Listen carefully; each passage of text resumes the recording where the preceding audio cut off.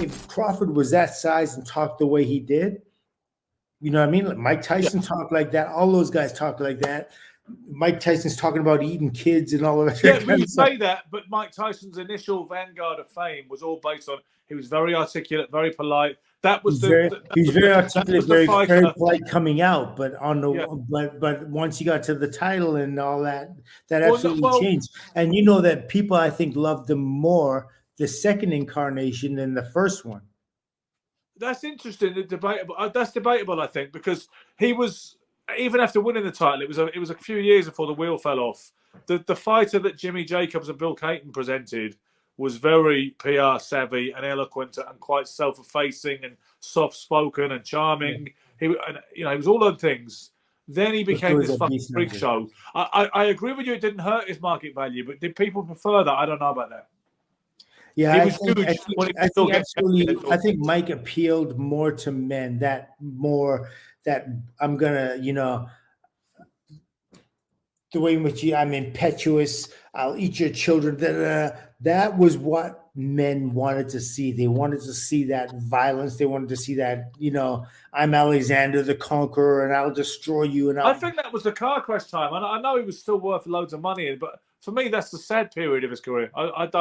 I'm definitely prefer because we see the ability tapering off and the personality having to take over. His physical ability at that point was capped. It happens with boxers, and here's a couple of ways it happens. It's like you're going along and you're doing your thing, and then something traumatic happens, and it could be his loss of cuss, it could be an injury, it could be a knockdown in the gym, it could be anything, but there's a certain time a trauma happens, and when that trauma happens, how you deal with it will obviously tell you about what you're going to do in the future. You know what I mean? That trauma definitely allows you to grow or kills you. It wasn't Cuss, though. Let's be clear on that. Cuss died pretty early in his career, and he still did so much after that. Cuss died in November 1985. Most people have heard of Mike Tyson. But I'm sure Cuss had a level of expectation of Mike, and sometimes it doesn't just like flip overnight. Okay, Cuss is dead, and now everybody, you know what I mean? There's a number of things that start coming into play into his life, and it's insidious. It takes a while. It sits inside you for, you know what I mean, for a year, 2 years. 4 years. His great habits that were built over from when he was like, what was he, 11 when he started or something like that? Up until when he turned pro or up until Cuss left, all those things were ingrained in him. But once you took the leash off, and then let's say Cuss was that leash or that he had the direction, he was the compass, right? Cuss was the compass, and their team, including with Jacobs and everyone, they were leading them the right way. All of a sudden, that compass is starting to do this now. You got Don. You know what? I think it always would have done whether Cuss had lived or not. I really do. I think he would have found him impossible to control at some point. He had a better. I think he had to. It's like when you have kids, when you have male child, right? Like at some point he's gonna butt heads with the father. And then he's going to take all his energies all the things and experiences that he learned, and he's going to use it outside now. But he's not going to butt heads with the father. Now it's time to leave home. You know what I mean? So instead of that conflict happening, if he had he have conflicted with Cuss, who knows? Maybe he would have, but at least he wouldn't have the direct, like the anti of what he was doing. The reason I like to make it clear is because most people erroneously believe that Cuss died when he was on top of the world, and a world champion.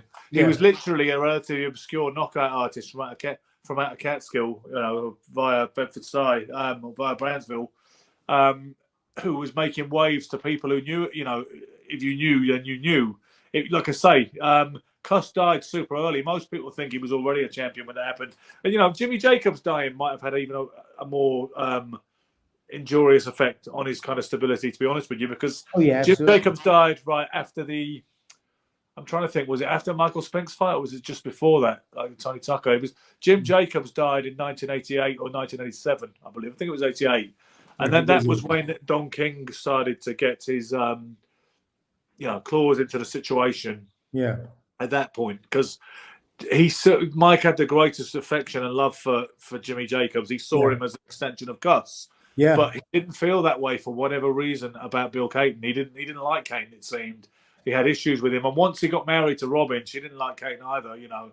And they had that kind of situation, the standoff. Yeah. And I think he was probably allowing other people to convince him that Caton was bad news. You know, like King, Givens, his mother-in-law, probably all served as this kind of, you know, triumvirate of ill will towards Caton, you know, in terms of a relationship. Yeah. Yeah. I you know, that's more convolution than I can make sense of. Like his whole life and Mike's life is definitely, you know, volumes of stories that you can write about. But I'm just saying, like, when something traumatic happens, there's a reverberation, there's an effect, and it takes a while before it actually, you know, makes a difference on the outside, on superficial.